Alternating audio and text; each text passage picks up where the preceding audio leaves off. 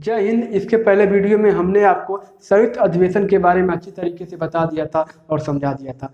प्यारे साथियों, प्यारे भाइयों, आज हम समझेंगे कि आपका जो विधेयक होता है वो कितने प्रकार का होता है। इससे पहले हमने एक और वीडियो में बता दिया था कि विधेयक किस तरीके से कानून बनता है। तो अगर आपने वह नहीं देखा है तो डिस्क्रिप्शन में उसका लिंक मिल जाएगा, आप वहां से जाके देख लीजिएगा। तो चलिए हम समझते हैं कि विधेयक कितने प्रकार के होते हैं। प्यारे साथियों, यह विधेयक जो होते हैं 4 प्रकार के होते हैं। कौन कौन, ध्यान दीजिएगा।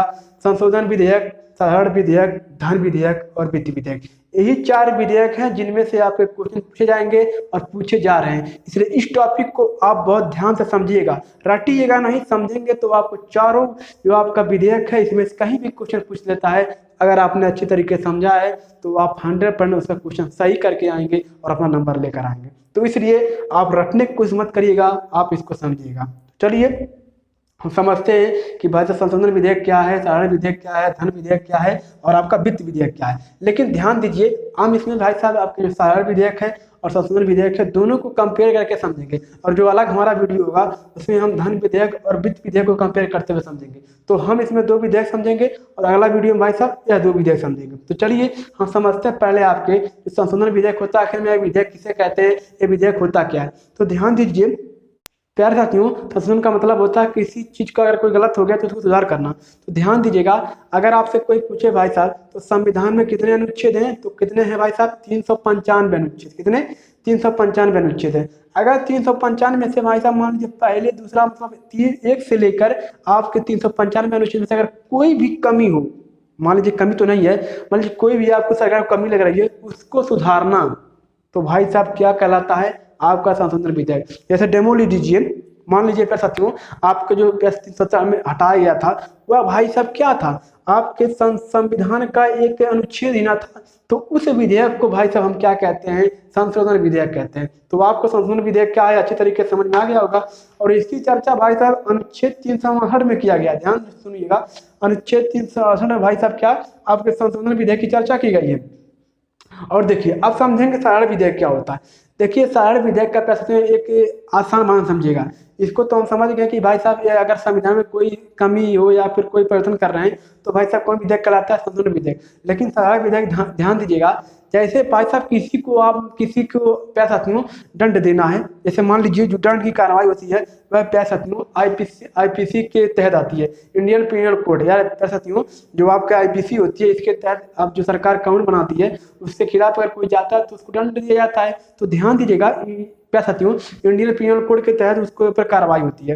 तो ऐसे विधेयक भाई साहब किस में आते हैं, आपके साधारण विधेयक। जैसे मान लीजिए किसी को फांसी देना है, उस प्रकार का कोई कानून बनाना है तो भाई साहब किस में आएगा, आपके साधारण विधेयक में आएगा। वो आईपीसी के तहत होता है, इंडियन पीनल कोड के तहत उसके ऊपर कार्रवाई की जाती है।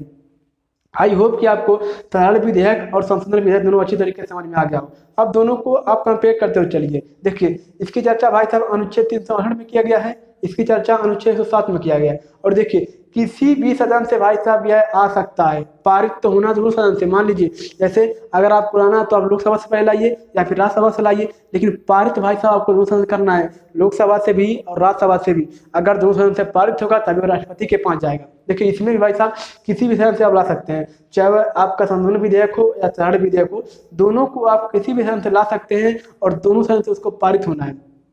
उसके बाद देखिए आप पर साथियों संशोधन विधेयक में संयुक्त अधिवेशन नहीं बुला सकते हैं। हमने आपको संयुक्त अधिवेशन का वीडियो अभी जस्ट पढ़ाया है, नहीं देखा डिस्क्रिप्शन में उसका लिंक मिल जाएगा, आप देख लीजिएगा।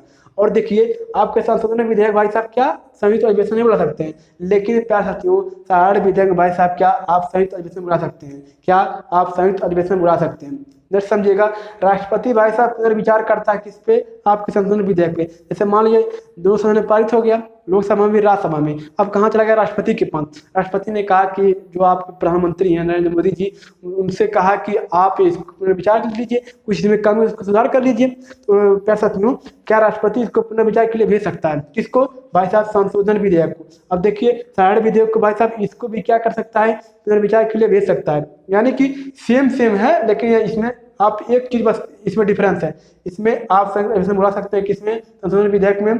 और देखिए साधारण विधेयक में भाई साहब आप संयुक्त अधिवेशन बुला सकते हैं, इसमें नहीं बुला सकते हैं। बस इतना समझ लीजिए, इतना डिफरेंस है। अब रह गया धन विधेयक और वित्त विधेयक, तो इसको अलग वीडियो में डिटेल से चर्चा करेंगे। और ऐसे जो आपका संशोधन विधेयक है, इसके बारे में एक डिटेल सेशन लाएं कम से कम आधे घंटे का, उसमें आपको अच्छी तरीके से समझाएंगे। आई होप कि आपको दोनों जो आपके विधेयक हैं, संशोधन विधेयक और साधारण विधेयक, अच्छी तरीके से समझ में आ गया हो। अगले वीडियो में मेरे साथियों हम धन विधेयक और वित्त विधेयक के बारे में चर्चा करेंगे। आई होप कि आपको यह वीडियो अच्छा लगा हो। मिलते हैं अपने नेक्स्ट वीडियो में। बड़ों का सम्मान करिए, छोटों से प्यार करिए, अपना व्यक्तित्व इस प्रकार विकसित करिए कि महिलाएं आपके साथ सुरक्षित महसूस करें। जय हिंद, जय भारत।